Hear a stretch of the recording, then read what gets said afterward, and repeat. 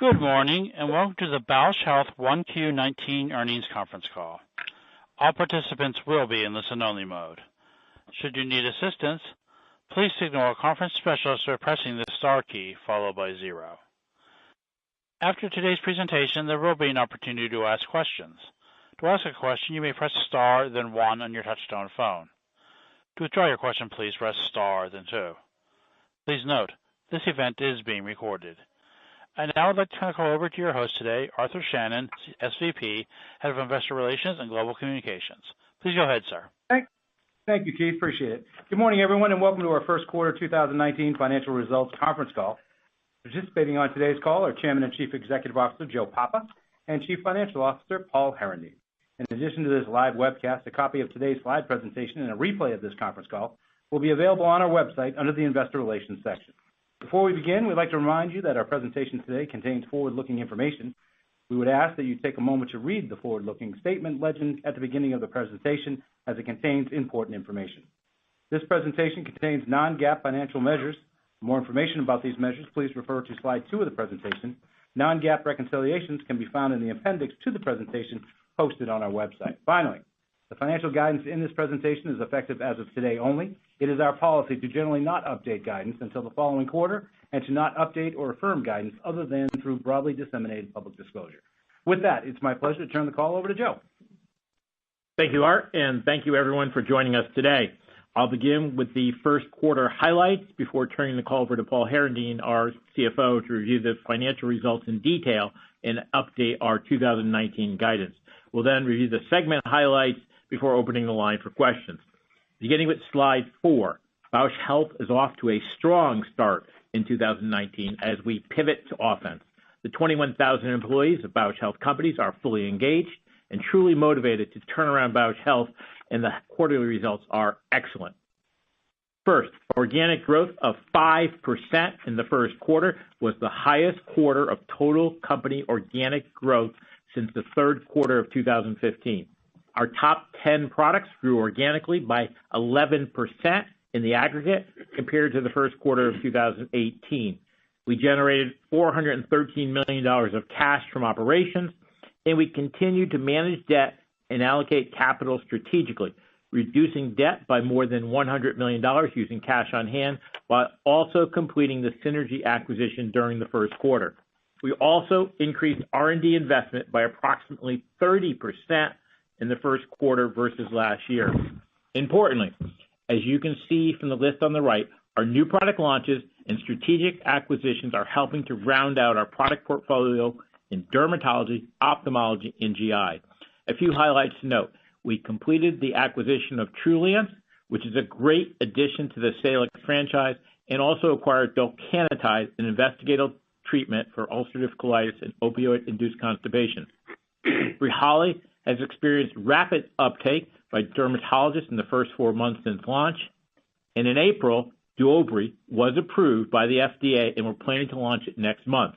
Finally, we also completed a number of strategic transactions that have the potential to expand our portfolio, including the acquisition of an investigational eye drop for itchy eyes associated with allergies, a license agreement with UCLA to develop and commercialize a novel compound for the treatment of NASH, and an exclusive license agreement with Mitsubishi Tanabe to develop and commercialize a late-stage investigational treatment for inflammatory bowel disease.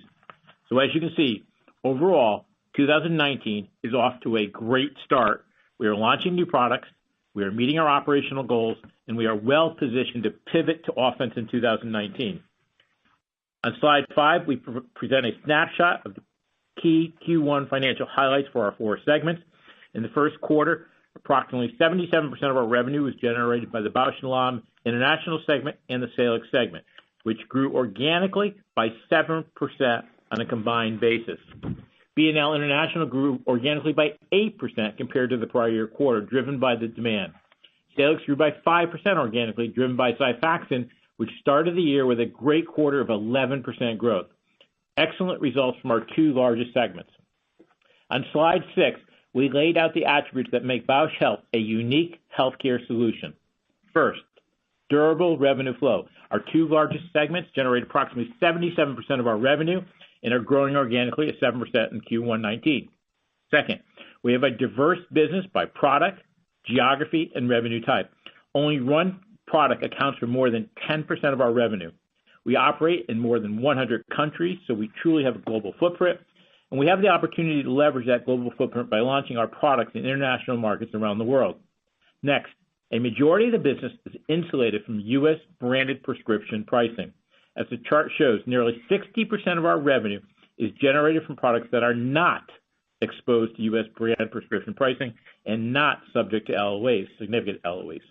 Finally, a critical mass of people consume our products. Every day, approximately 150 million people around the world would use a Bausch Health product. With that, I'll turn it over to Paul. Thank you, Joe, and good morning. I'm going to cover our Q1 financial results mainly by focusing on slide 7 and walking down the top-level P&L for the total company. Based on the hard work of our colleagues across Bausch Health, we put a really good quarter on the board. We reported revenue growth of $21 million, or plus 1%, despite a $59 million currency headwind, an $80 million growth drag from LOE assets, and $18 million of divested or discontinued revenues contained in the prior year quarter. Over the period from 2016 to 2018, we dealt with a revenue growth drag aggregating roughly $1.3 billion from a basket of products that lost exclusivity in that relatively short window. And we also absorbed the loss of roughly $870 million of revenue associated with divested assets. So, to start 2019 with 1% reported revenue growth for the quarter feels pretty good to us. Adjusting for the FX, excluding the $6 million positive impact from the acquisition of Synergy and the impact of discontinued and divested assets, we posted organic revenue growth of 5% in the quarter. A tip of the hat to our various business unit leaders. Our growth was a function of solid, fundamental execution, meaning driven by increased volumes for the total company, up 2%. Our promotional efforts, combined with roughly 300 basis points of improvements in realized net pricing, enable us to deliver the 5% organic growth. Joe said it, but I'm going to say it too because it feels good. The 5% organic growth for the company is the highest organic growth we've posted since Q3 of 2015. The B&L International segment, representing 55% of our total revenue, saw organic growth of 8%, with all 5 subsegments posting growth versus Q1 of 2018. Increased volume accounted for 7% of the organic growth in our largest segment. That's good stuff. Global Vision Care was up 9%. We continue to be on a roll in vision care. In the U.S., which currently accounts for roughly 30% of our global vision care business, we're up a gaudy 17%. In international markets, we posted a solid 6% increase. The BioTrue One Day family of daily disposables was the main driver both in the U.S. and internationally. In the U.S., the ramp of BioTrue One Day Toric was the biggest contributor, but BioTrue SVS and our Ultra Silicone Hydrogel lens contributed to growth in the U.S. as well. Internationally, the growth was driven by the BioTrue One Day family and our daily silicone hydrogel lenses, including both Ultra and daily disposable Aqualox lenses. Growth was strongest in the Asia-Pac region, but we saw growth from many markets. The head of International B&L, Tom Appio, and the head of our International Vision Care Group, Young, continue to deliver solid results. Our head of U.S. B&L, Joe Gordon, took over a somewhat stagnant U.S. vision care business in early 2017, and he, together with his lieutenant John Ferris and many others in the U.S. vision care team, have delivered an impressive string of quarterly growth. Global Surgical was up 4% organically. International Surgical accounts for about 70% of the revenue in this subsegment and delivered 7% organic growth, mainly on strength in anterior and posterior disposables, including for our Stellaris and Stellaris Elite systems. Geographically, growth was seen across all international markets. Almost all, excuse me. Our head of International Surgical, Luc Bonnefoy, has provided terrific leadership of this group, as evidenced by the growth delivered quarter after quarter. Global Consumer revenue was up 6% organically, with roughly half of that revenue coming from Lumify that we launched in the U.S. in May last year. Global sales of our eye vitamins, particularly PreserVision, continue to grow in response to continued promotional inputs. Note that the global shift to daily contact lenses was and will be a headwind for our solutions business within Global Consumer. Global Ophtho Rx was up 16% organically, about the same in the U.S. as in international markets. Vyzulta was a growth driver for us, accounting for about 1/3 of the segment growth, mainly on increased volume. Internationally, we had strong performance across a number of geographies, especially in China, the UK, and Germany. International RX was up 9% organically. This segment had its challenges as we worked to put in place the right team to sort through a number of legacy issues, including channel inventory levels and supply chain disruptions. I mentioned in February that it looked like we might have turned the corner with this business. After 8% organic growth in Q4 of 18 versus Q4 of 17 and 9% in Q1 of 19 versus Q1 of 2018, it feels like we're pointed in the right direction. We had especially strong contributions in the quarter from Canada, Russia, Amun in Egypt, and Eastern Europe. Before I move on to Salix, important safety tip with respect to the international RX business. Q1 of 2018 and Q4 of 2017 represented favorable comps for this business unit. We expect the growth of international RX business to moderate over the remainder of 2019. Over time, we'd expect this segment to be a relatively consistent mid-single-digit grower on a constant currency basis. Turning to Salix. Salix revenue was up 5% organically. The story here was the continued momentum of Xifaxan, up 11%.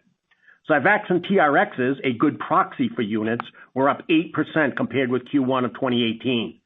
The growth of Xifaxan plus contributions from Relistor and Glumetza helped Salix overcome the $26 million growth drag from the loss of exclusivity on Uceris.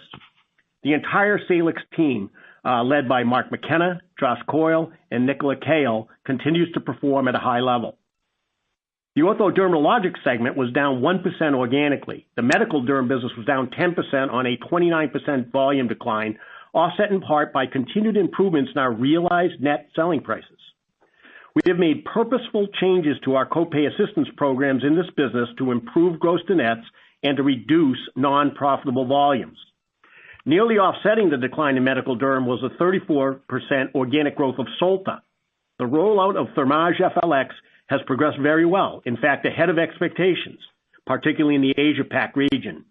I'm going to recognize, again, the leader of Solta, Tom Hart. He has done a remarkable job with this business. The diversified segment was down 4% organically. The neuro business was down 11% due to the continued decline of the LOE assets, and that decline was offset, in part, by another good quarter from our generics business, which was up 16%. That performance was aided by sales of authorized generics of our brands that lost exclusivity and by the continued ability of our generics team working closely with our supply chain folks to capitalize on shortages of products in the market. For the avoidance of doubt, long term, you should not expect our GRX business to be a grower. Instead, think of it as a means for us to capture and preserve some of the economics of our brands that lose exclusivity and as a way to leverage our manufacturing capabilities to periodically capitalize on market opportunities. I want to spend a minute on our gross profit margin, as this is where you can see evidence of the work that we started back in 2016 to improve the efficiency of our supply chain. We've now wrapped that initiative into what we call our core program, cost optimization and revenue enhancement. In Q1 of 2019, we saw a 210 basis point improvement in our gross margin compared with Q1 of 2018. Part of that favorability is mix for sure, but a meaningful part of the improvement flows from the work that Dennis Asherin, our head of global manufacturing, and his team are doing to reduce costs, including by eliminating non-economic SKUs. We expect to continue to improve our gross margins in 2020 and beyond. Within operating costs, total company adjusted selling, advertising, and promotion expenses were up 6% on a constant currency basis. This reflects our allocation of additional promotional resources in certain of our businesses where we believe we can drive sustained growth, particularly the global B&L vision care and consumer businesses and in Salix. Total company adjusted G&A expense was 15% favorable, down, on a constant currency basis.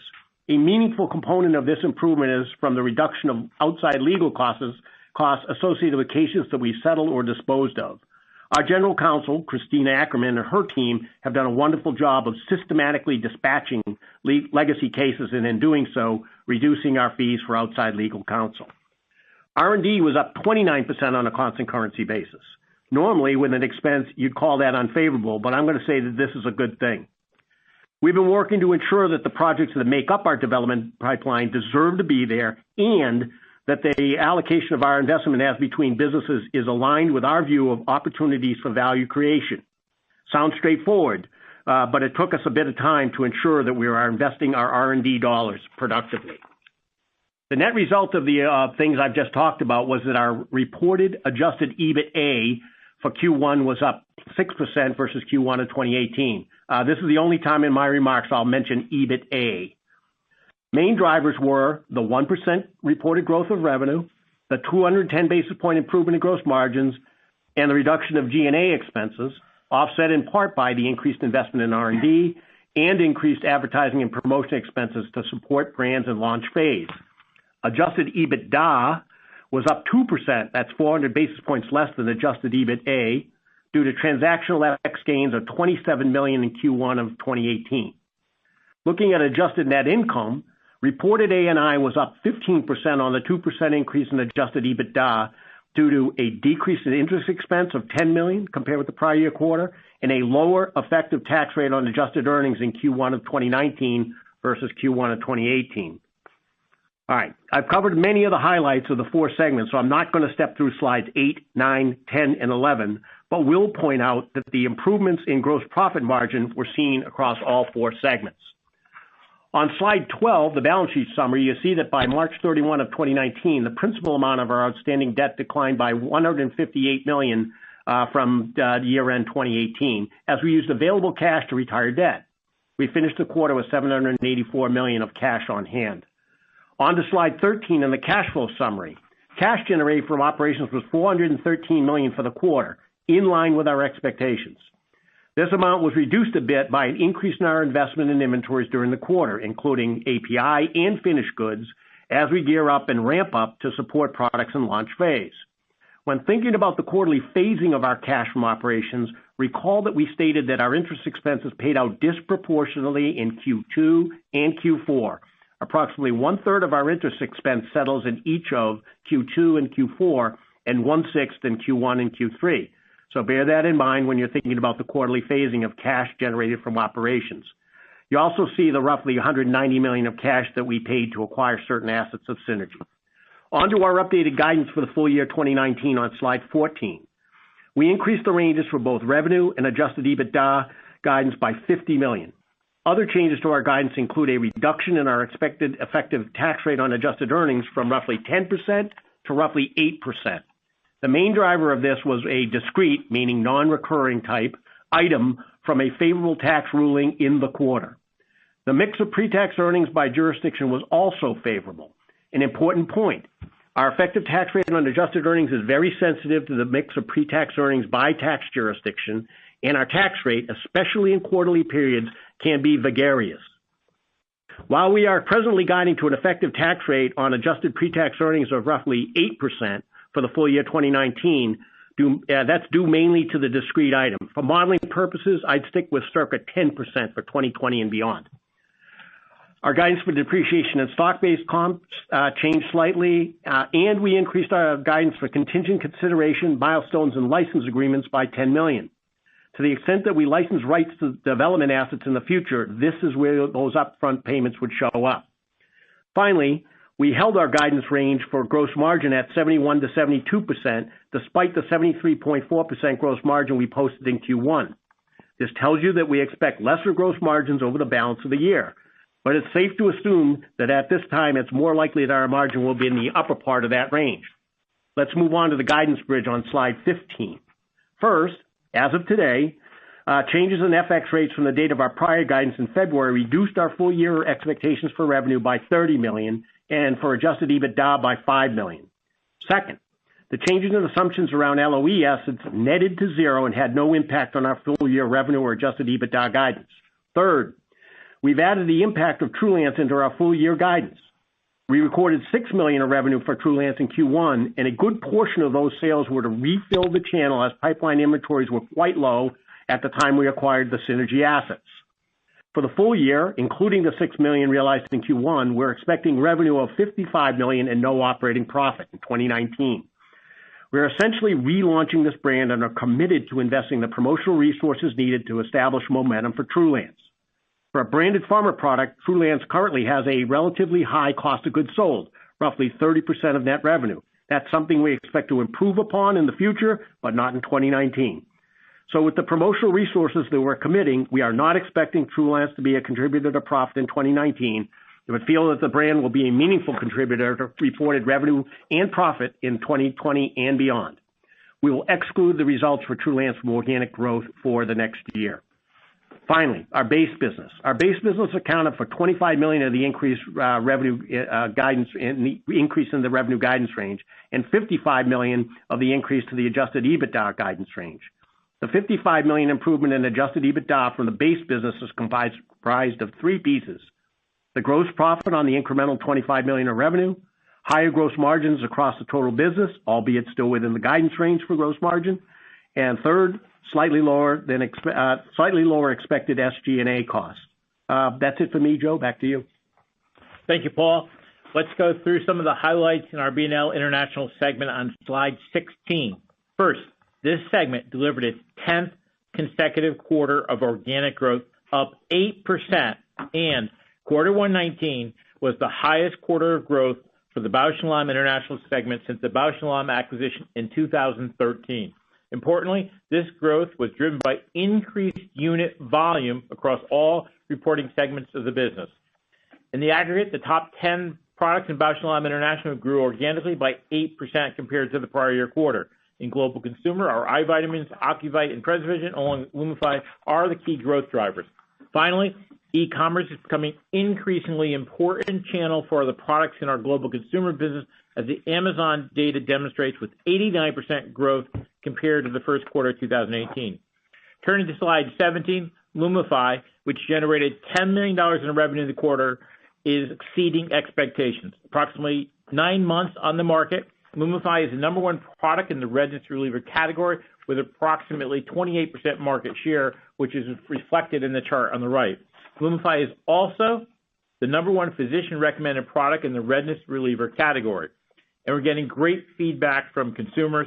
A recent home use study with over 300 participants found that 95% were satisfied with Lumify. Turning now to vision care on slide 18, we reported 6% organic revenue growth in the international business, driven primarily by China and Japan, and 17% organic revenue growth in the U.S., driven by market share gains outpacing competitors.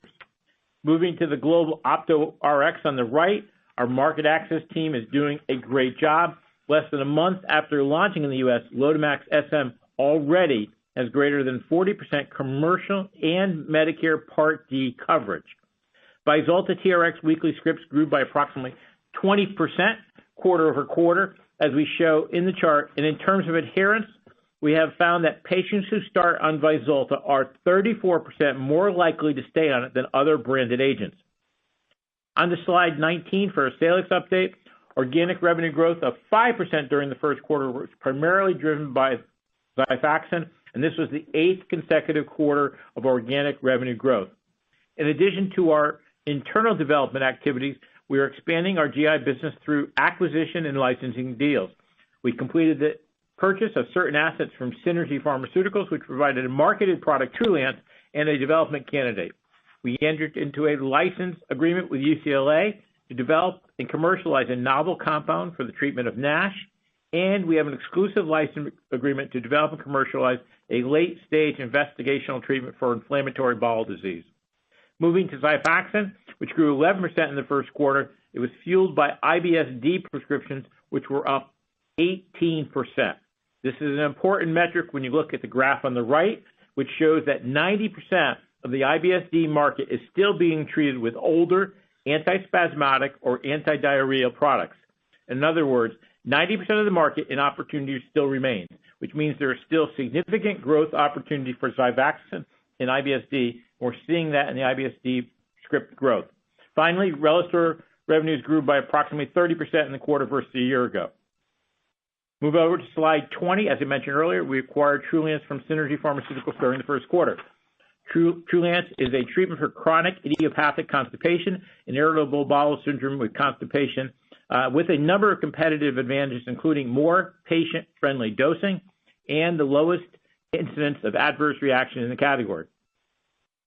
Salix now has an opportunity to establish the best-in-class IBS product portfolio on the market with the potential for leading products in both categories, Xifaxan for IBS-D and Trulance for IBS-C. We've also done an excellent job in increasing commercial coverage.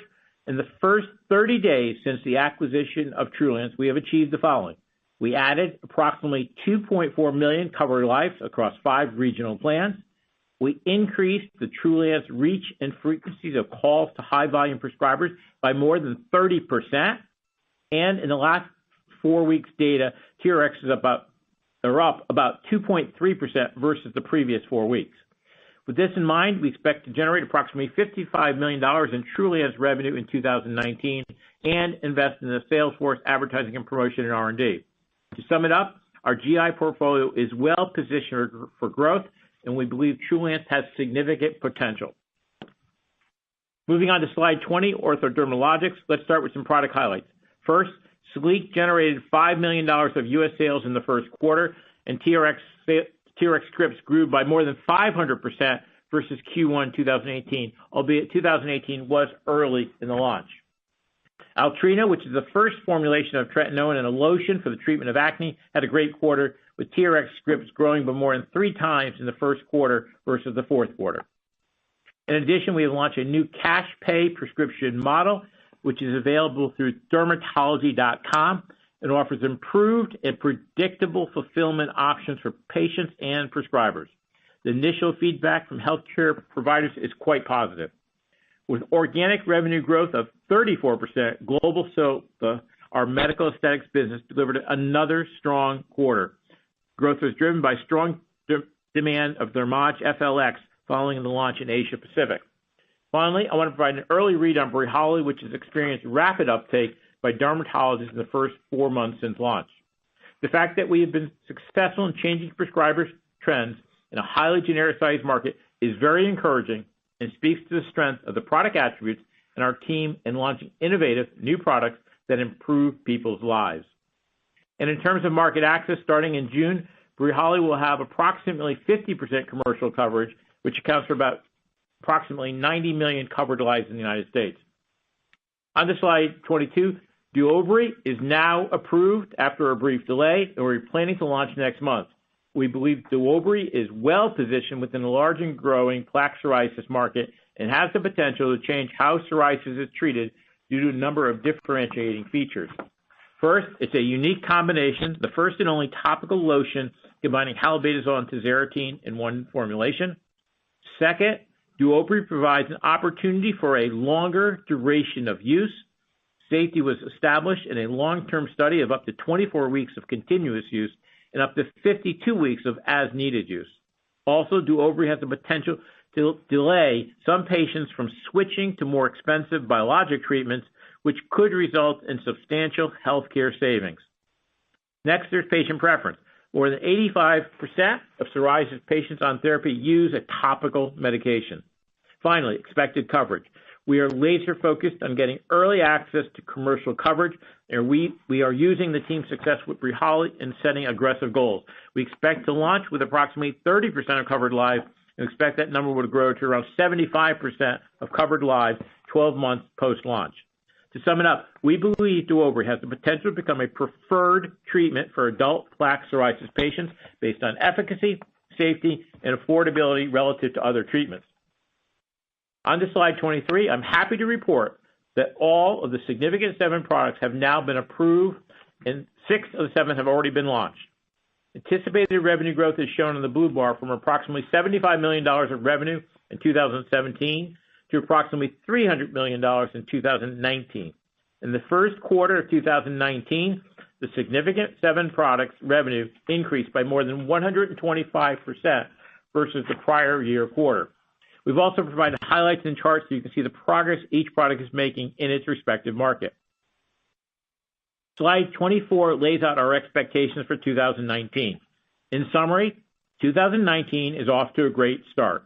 Our new product launches, promising pipeline, and focus on Project Core have positioned the company to pivot to offense in 2019, and strong operational execution is leading us to raise our full year 2019 revenue and adjusted EBITDA guidance. To review our expectations, we expect revenue to grow in 2019 versus 2018 at or above the midpoint of our guidance range and at current FX rates. Second, we expect to generate approximately $1.5 to $1.6 billion of cash from operations, and we plan to use more than $1 billion of that cash to reduce debt and or fund bolt-on acquisitions. R&D investment is expected to increase by about 10% in 2019. Revenue generated by our Significant 7 product is expected to approximately double in 2019. Project Core is expected to deliver more than $75 million of operating profit in 2019. And finally, we continue to expect a 3-year CAGR from the midpoint of our 2019 guidance of 4 to 6% revenue growth and 5 to 8% adjusted EBITDA growth over the period from 2019 to 22 on a constant currency basis and excluding Trulance. With that, operator, let's open up the line for questions. Yes, thank you. We will now begin the question and answer session. To ask a question, you may press star then 1 on your touch-tone phone.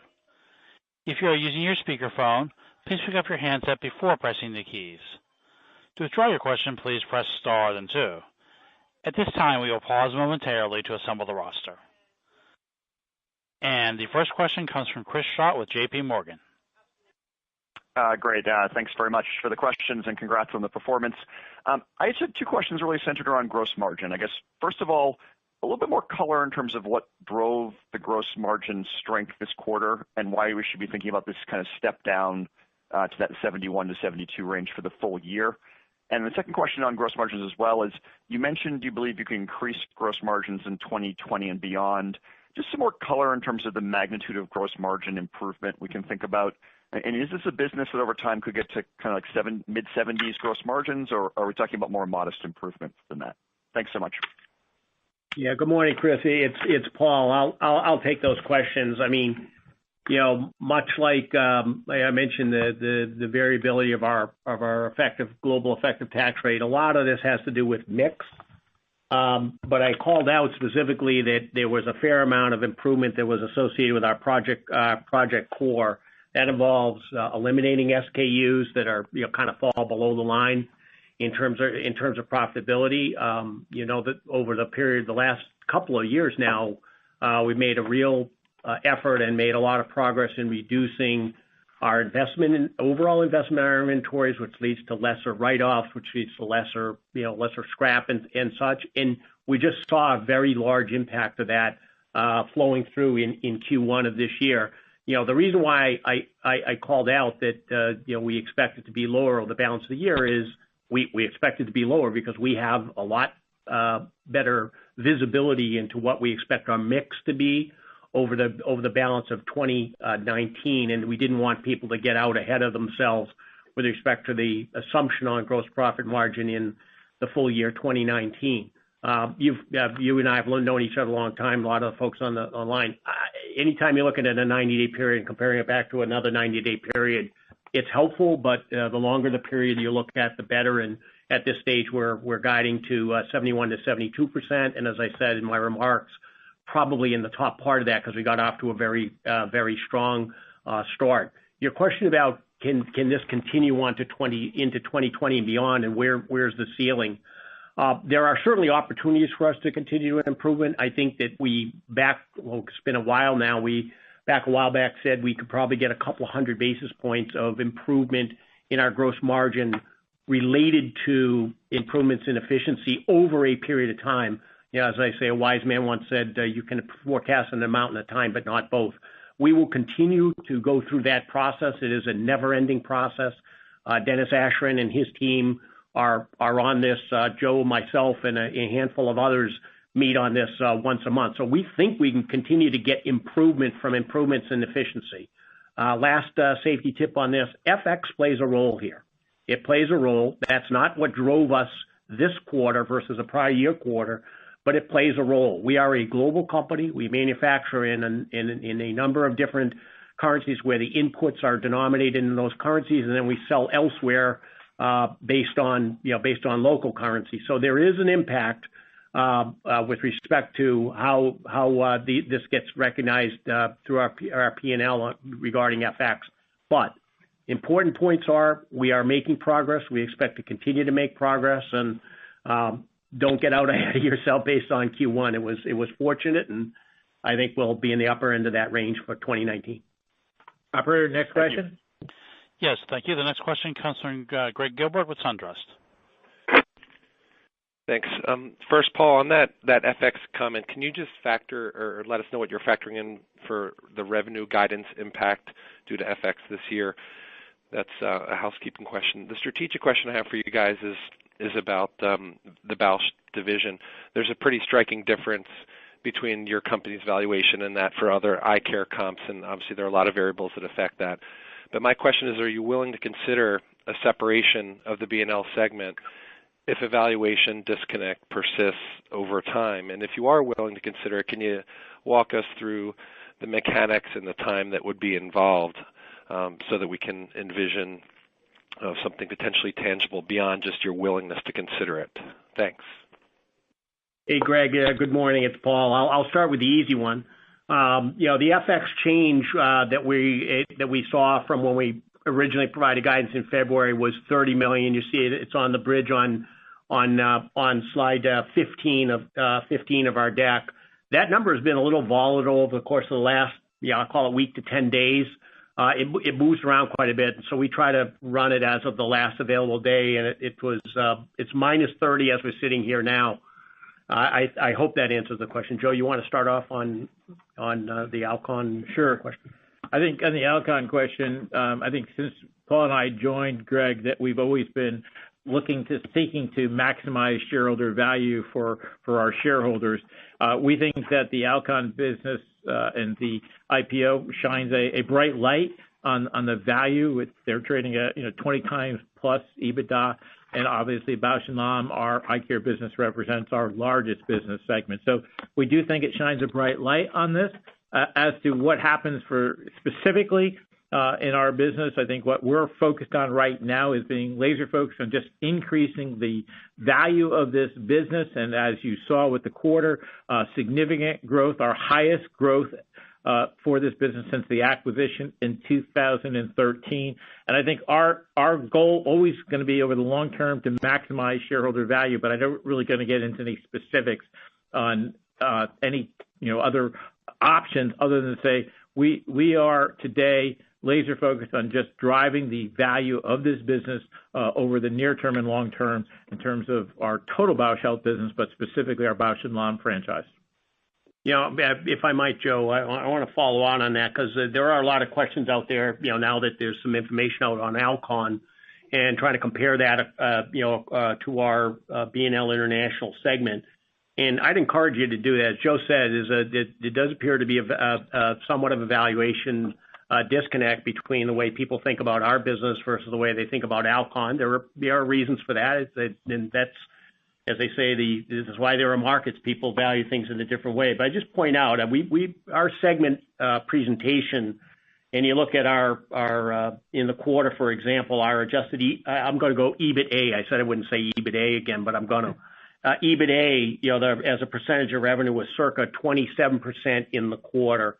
And you compare that to, I believe that the last full year that Alcon reported, I think they were something like 17%. Now, those numbers are not 100% comparable because they necessarily have corporate allocations and things that you have to have in place to be a standalone company. And what I would suggest as a financial analyst myself, I look at our business and I say, there's probably $20 million looking at the quarter now. There's probably low $20 million type G&A that ought to be allocated to this business if it were standalone beyond what we see in our quarterly results for the segment.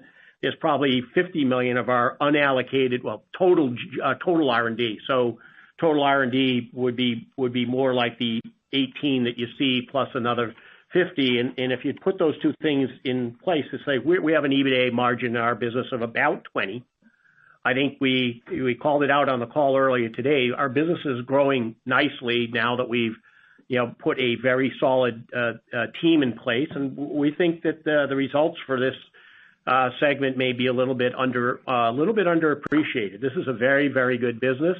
Last thing, I might as well continue on because we get the question a lot, is people say, well, gee, what about that international RX revenue that flows in there? I will tell you that the net margin, so when you get down to EBITDA, a percentage of revenue for that business is very similar to the balance of that B&L International segment results. And the second part about it is I would say that the duration of those revenue streams, if we continue as we have so far to invest behind them in terms of R&D, has very similar economic characteristics to the balance of that business. So we like this segment. We like it a lot, and it's good for us that there's a viable comp out there that people can look at and say, well, how does this stack up relative to another competitor? So thanks for the question. Operator, next question. Yes, thank you. And once again, we do ask that you limit yourself to one question and a follow-up. If you have additional questions, please re-enter the question queue. And the next question comes from Umar Rafiq with Evercore. Hi, thanks so much for taking my question. Joe, just to clarify something you said earlier, and then I get to my question, are you saying no to the idea of split, or is it something you're not ready to address just yet? And my question was, back to your comment on volume-based growth, I guess one of the things I'm trying to reconcile is, in the Bausch division, the gross margin's up 250 bips year over year. So there's an implication there's a pricing component to that. And yet you said it's all volume-based growth. So I'm just trying to reconcile the two, especially also because a lot of growth came in the RX segment. Okay. So on the first part of your question, I'm not trying to suggest anything specific answer other than that we are committed to maximizing shareholder value over the long term, and we will take a look at whatever we can do to deal with that question. On the specific question of Bausch and Lomb, our total growth in Bausch and Lomb was 8%, of which 7% was volume and 1% was price. So my commentary is clearly the majority of the growth in our Bausch and Lomb franchise is driven by the volume at 7% of the total 8%. Does that answer that question? Well, it's Paul Omer. Let me come on because that segment is comprised of the 5 different subsegments, and when you look at Opto RX, it was up 16% and roughly the same internationally and within the U.S. Yes, we did get some price in the U.S., but that's the scale of that relative to the entire segment. It doesn't dwarf it. Joe's exactly right in the way I articulated in my prepared remarks. It's 7% volume, 1% price across that segment. Thank you very much. Thank you. Operator, next question. Yes, next question comes from Louise Chen with Cantor. Hi, congratulations on the quarter, and thanks for taking my questions here. So first question I had was, do you have any update on your cash pay model in the derm business and how that's progressed relative to your expectations? Any numbers you can put behind it would be great. And then my second question here is on MT-1303, the kind of trials it would take to get this drug approved, where you are with those, and then how does your mechanism of action compare to ILs and JAKs? Because there's a lot in development for I&I. Thank you. Okay, we're going to try to get each one of those. I'm going to start in the cash pay derm model. First, I'm not going to share any specific quantitative numbers other than what I would absolutely refer everyone to is go to dermatology.com and you'll see exactly what we're doing. We think that what's the problem? The problem out there today in dermatology is that there's uncertainty over prior authorizations. There are expensive co-pays for patients. There's variable generic formulations. And what we think we can do with our cash pay model is in one place ensure that patients get a predictable product, they get a predictable price point, and they get predictable access. And if you look at it, you'll see a product like Altrino, our newest product is priced at $115, and versus what some of the co-pays are for generic formulations of tretinoin, we think we're very well priced and we've got a great opportunity. The initial feedback from the physicians, dermatologists has been exceptional. We really like what we're doing there in terms of getting a very predictable response, but I think it's probably a little bit early to go into any specific numbers, but I would refer everybody to go to dermatology.com. On the second part of your question on the Mitsubishi Tanabe product, we are very early on that, but we do have a plan in place to look at, what this opportunity is. We are making sure that as we look at the profile with this product, we do think there's an opportunity in a very inflammatory bowel disease, a very big opportunity there. We're looking at Crohn's, ulcerative colitis as two opportunities there. There was some initial data already in this category, but one that we think there's a chance here, specifically in ulcerative colitis as an example, that we think there may be the S1P class products will give a good response based on at least the data we've seen. And specifically, our product has a unique long half-life, and we believe it could provide a differentiated dosing opportunity, especially in the maintenance and a remission setting. So look for us to have more comments on that as we bring forward that development program. Did I get all of your questions? Thank you. Operator, next question. Yeah, thank you. And it comes from David Amsellem with Piper Jaffray. Hey, thanks. So just on Trulance, Joe, you said in the past that you're looking for, parity with Linzess in terms of payer access. So can you talk about where you are now and where you expect to be later this year, and then how we should think about the gross to net on that product? And then secondly, just thinking about overall strategy and acquisitions, are you looking at adding an EBITDA generating asset or assets? And to the extent that you are, is that something where you would consider issuing equity or using the acquisition of a cash generating asset to issue equity and potentially accelerate your deleveraging somewhat? Help us understand your thought process there. Thanks. Sure. On the first question on payer access, we like the position we're in. We think the most important thing to do is what we did in this first quarter already, is driving additional regional plans to enroll additional patients into the marketplace by working with these regional plans. As I mentioned on the call, we've already in the first 30 days added 2.4 million lives. But the real thing that we're doing right now on the access is to make sure that we have a good pull-through model on the access. That's one of the things that we're looking for in terms of driving not only the access, but just making sure that we pull through that program as we talk to physicians. The important way we're going to do that is improve reach and frequency. And as I mentioned on the call, that's already happening just really in the first 30 days in terms of driving the reach frequency. On the M&A side, I think we've had a lot of conversations on M&A and use of equity. I don't think we can ever rule out anything, but I think right now we are focused on driving the EBITDA of our company to help us delever this business, and we think that's the best way to overall delever, drive EBITDA, and that's what we're going to be focused to doing. We think Trulance is a good example where we are going to do exactly that. We acquired it for the $190 million approximately. We will now develop that product, grow it significantly from where it is today, and I think it's just a classic textbook case of how we think in the long term it will add to the value of the Salix business and, more importantly, to help us delever. Operator, next question. Yes, thank you. And that comes from David Risinger with Morgan Stanley.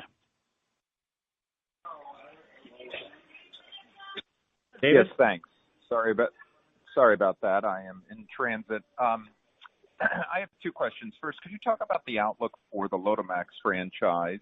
Obviously, you have a compelling line extension that was recently approved, but you also face partial generic competition.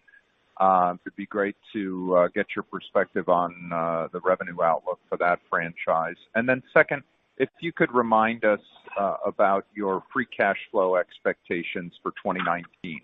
Thank you. Okay, first on the Lotemax SM. We're delighted with what's happening already with the teams out there promoting the product within 30-plus days of the approval. We already have, as I mentioned on the call, plus 40% commercial coverage, plus 40% Part D coverage, which is quite extraordinary. But the market access team and the business team led by Joe Gordon have done a really remarkable thing of trying to work with existing payers to make sure that we had access for the product and that physicians understood the benefits of this product for patients. As it would relate to the specifics of the Lotemax generic, loteprednol generic, we have not seen that launch yet. It is a little bit earlier than we expected, to be clear, but yet, to our knowledge, I've not seen it in the marketplace yet. Should it come to the market, we will have our own authorized generic, but as of this time, we have not yet seen it in the marketplace. So I think that was the Lotemax portion of the question. Paul, do you want to take the cash flow? Yeah, sure. And David, we started, I guess, must have been last quarter, with providing a range of expectations for cash generated from operations. That's a GAAP number, so it's after everything, and we guided to our expectations for the year of about 1.5 to 1.6. We also include within our guidance the kind of cash items that would would be deducted from that number to arrive at a free cash flow number, and that those numbers, it's basically the CapEx plus contingent consideration milestones and license agreements, restructuring and other, that aggregate about $385 million based on our guidance today. So we have 1.5 to 1.6 minus that number.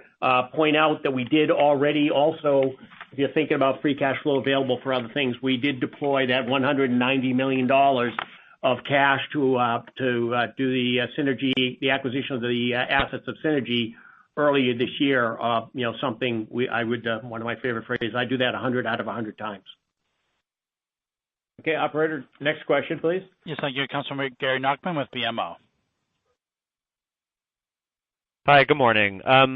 First, as you launch Duobrii, how do you anticipate reimbursement and uptake will be relative to some of your other recent derm launches? Will you add any new reps or just reallocate the detailing efforts of the current derm team? And then, Paul, how much flexibility do you have with expenses? It seems like you're scaling back SG&A a little bit relative to your initial expectations. Thanks. Sure. So let me start with Duobrii.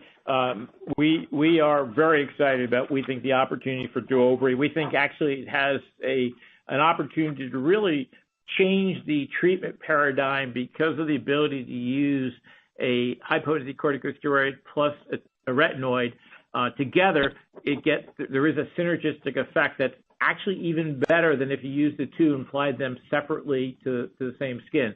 So we know we've got a very unique formulation that has some very unique qualifications, and we are really excited about what that means for patients in terms of improving the lives of patients. Because as I said in the comments, we know 85% of patients would prefer or use a topical dermatologic, so that's why we think it's a great situation. Specifically, as I mentioned in the call, I want to give you the specific numbers. We said that we will launch soon, next month, at 30% of covered lives, and we expect that number to grow to about 75% of covered lives 1 year into the launch. On the question of adding reps, this is a thing that we already added the reps in 2018, so we are well positioned for psoriasis, and we believe that the actual incremental cost of selling is going to be minimal for the launch of Duobrii. We think we've already got that underway. Paul, you want to take the SG&A portion? Yeah, sure. And Gary, I hope I didn't give the impression we're scaling back or cutting back or doing anything. It's just a reflection of, we guided to the beginning of the year in February. We said 2.45 for a total of just SG&A expense. We did not change that guidance, but sitting here at the end of Q1, we feel like for the balance of the year, we maybe will be a little on the lower side of that versus the upper side of that. A lot of that is, as the year plays out, with the passage of time, you get better clarity as to where you're spending, what you're spending, et cetera, and just we feel a little bit better about being perhaps a shade below that than a shade above that. We're not cutting back. Operator, next question. Yes, thank you. That comes from David Steinberg with Jefferies. Thank you. In terms of legal challenges, the company's had a lot of cases either dismissed or settled at favorable terms over the last couple of years. And I'm just curious, as you look at your portfolio of challenges ahead, which are the ones that are most concerning to you, that are riskiest? What sort of exposure might you have? And, is there some sort of timeline you can give us in terms of resolution? And then back to Trulance. You've offered some pretty healthy first-year guidance. Just curious if you would offer anything in terms of peak sales potential. And do you see Trulance as a product that's going to grow the market, or will be more taking share from Amitiza and Linzess? And then finally, in terms of marketing tactics, Synergy had some very memorable television ads, but the product didn't do that well. Are you also going to do some DTC for Trulance? Thanks. Okay, so I'm going to try to get all those. On the question first on the legal challenges, first of all, Christina Ackerman and the legal team have just done an outstanding job in terms of resolving this litigation. If you think about some of the questions in front of us going back a couple of years ago, just since the first quarter of 2018 to date, they resolved 80 individual cases, either resolved them, settled, et cetera. And just even of that 80, there's actually 10 that were done just in the first quarter of 2019. So great work there. Obviously, one of the most important cases that came or got resolved was an arbitration with Johnson & Johnson and ourselves on the question of shower to shower. Christina and the team have just done an outstanding job of resolving that. On the question, the second question was peak sales potential. I'm not going to give a specific peak sales number, but we clearly think we can move from that 4% market share we have today that we illustrated in the graph to significantly multiples of that in terms of what's going to happen. And we do expect to grow the market. We don't view this as being something that we will simply be taking share. We do believe the market will grow as we have new therapies for treating IBS-C especially. We think that there's an opportunity for growth. On the final question of the direct-to-consumer, right now we are engaged primarily in winning the battle in the doctor's office. We want to be able to talk about why we have a product that has some significant dosing benefits for patients and that you can dose it with or without food. It's a once-a-day product versus one of the products being a twice-a-day product. And importantly, it's got one of the best adverse reaction side effect profiles in these products. So we believe we can focus with physicians in the near term. And then the question of whether or not we do anything beyond that in terms of direct to consumers, I think we'll just wait and see what happens there. But right now we're focused primarily on winning the battle in the physician's office. Operator, next question. This is probably our last question, please. Yes, thank you. That comes from Irina Koster with Mizuho. Hi, thanks for taking the question. Just wanted to touch base on the $300 million guidance for the Significant 7. I know the Duobri's been pushed back to June launch, so maybe you can comment on which products are doing stronger than expected to get you to that number and how confident you are in that number. Sure. Well, first of all, we are focused on all of the Significant 7. You're absolutely right. We did raise guidance for the year, despite the fact that we did have a short delay, if I could use the word short delay. But I will say that clearly with Duobri, the clear opportunity we see are very strong performance in our Lumify products. We see strong performance in Relistor as being the keys to what we are doing already this year. But notwithstanding that, we are excited about all the 7 products, having them all approved. This is something we put forth in 2017, and now to have them all approved and soon to launch the Duobri with a label that we think is unsurpassed. And there's no product out there with a label like Duobri for the treatment of psoriasis that is a high-potency corticosteroid. We think that's very important for patients. We're really excited about that over the long term. So that really is where I would say the Significant 7 are going for us. We're excited. We look forward to it. With that, let me wrap up the call. We look forward to seeing many of you at the conferences over the next 6 weeks. Thank you, everyone. Have a great day. Thank you for joining us. Thank you. The conference is now concluded. Thank you for attending today's presentation. You may now disconnect your lines.